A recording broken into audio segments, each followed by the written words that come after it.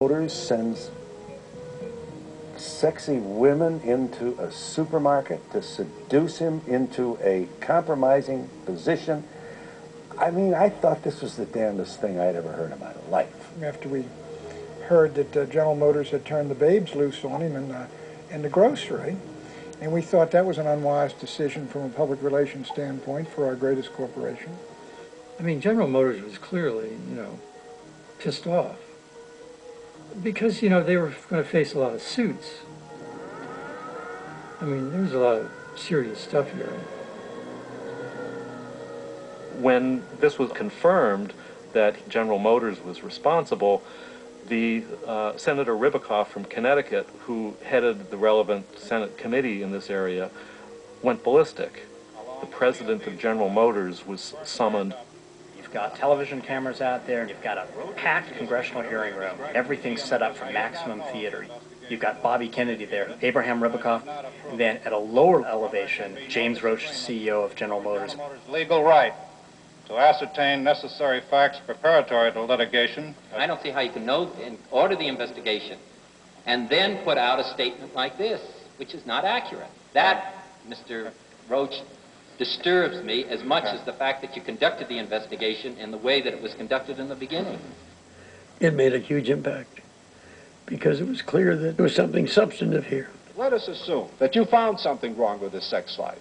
What would that have to do with whether or not he was right or wrong on the Corvair? Nothing. What Ribicoff had a copy of the book on the table in front of him as he was questioning General Motors, who said, "And so you hired detectives to try to get dirt on this young man, to besmirch his character because of statements he made about your unsafe automobiles." And then he grabbed the book and threw it down on the table and said, "And you didn't find a damn thing."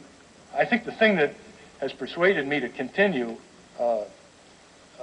and continue in this area is that I don't want to have a climate in this country where one has to have an ascetic existence and steely determinations in order to speak truthfully and candidly and critically of American industry. I want to apologize here and now to the members of this subcommittee and Mr. Nader. I sincerely hope that these apologies will be accepted. When the chairman of a big corporation admits something like that and apologizes, boy, that's big news for everybody. It launched Ralph Nader into instant national prominence. And it intersects with the auto safety bill. The hearing on Ralph being followed by General Motors was in March of 1966, and the bill's through the Senate in May. It was just amazing. Will somehow be able to build in more safety without building on more costs. If you get things out in the open, you'll get some action. There's no place for secrecy anywhere in traffic safety. It's the record of the press. They don't pay attention to all kinds of serious issues until there's some kind of spark.